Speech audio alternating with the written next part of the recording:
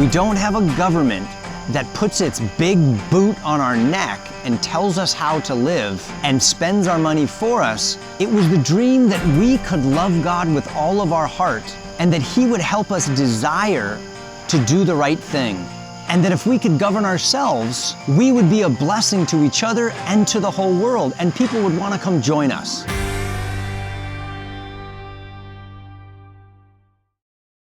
America was founded by brave men willing to make hard decisions, to lead their families and communities courageously, and to stand unapologetically for truth. It excites me to see men gathering weekly trail life groups across the country to lead bravely, to talk together with their sons about things that matter, and to use outdoor adventure as a tool to engage with their community and mold their culture. In trail life, men across the country gather around campfires, building one another up in the truth of the gospel.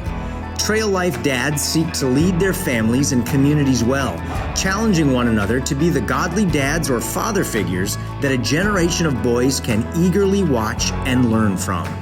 Trail life is the kind of thing we need available to every boy and dad in America. I can't encourage you strongly enough to learn more by visiting traillifecampfire.com and to consider talking with your church about starting a Trail Life ministry. I grew up as a teenager in Hollywood on Growing Pains. I have spent most of my life in the land of make-believe.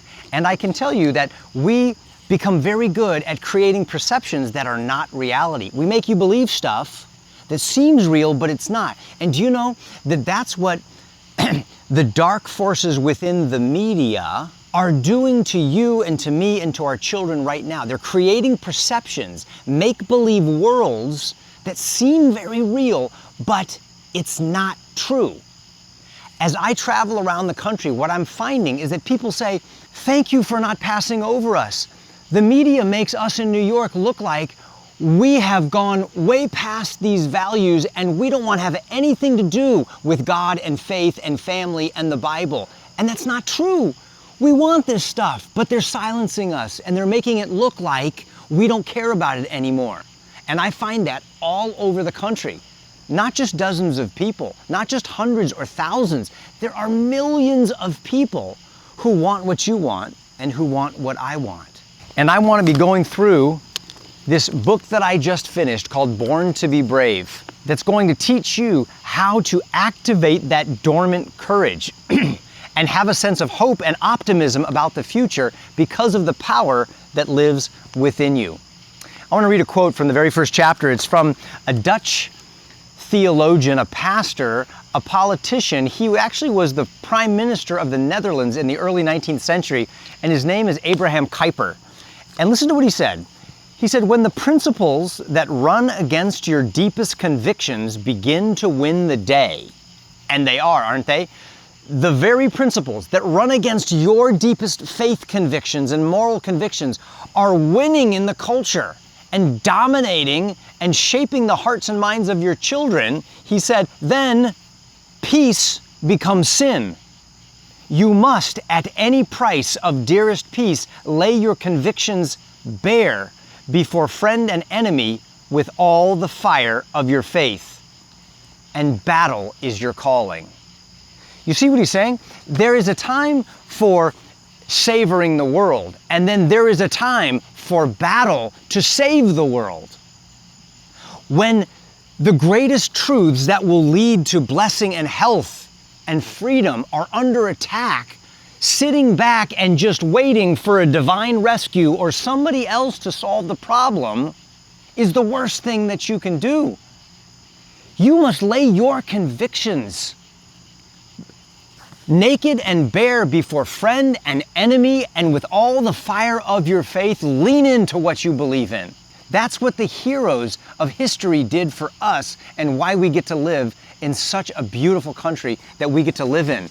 But it is rotting and decaying on our watch, and now it's time for us to be our children and grandchildren's heroes. I want an opportunity to know God, to love God, to teach my children the good path that leads to blessing, not only for them, but so that they can be so full with a sense of who they are, their identity, and their purpose and be so full of gratitude and be so prosperous that they're able to spill over and share that blessing with their own children and their neighbors and their community and volunteer their time to bring a little more of heaven to earth through politics, through the media, through education, through the arts, and everything else that makes up a great culture.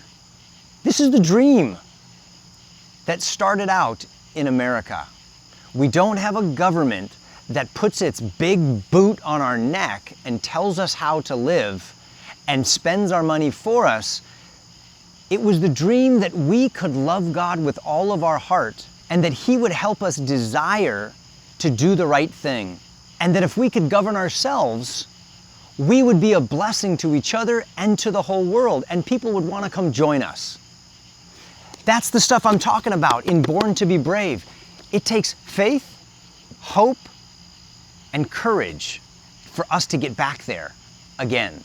If you believe that as a man or woman of faith, you have been misrepresented by the media, you have been misrepresented as dangerous by politicians or the press, if you believe that there are those who are mischaracterizing you and your family and your community of faith, you're right.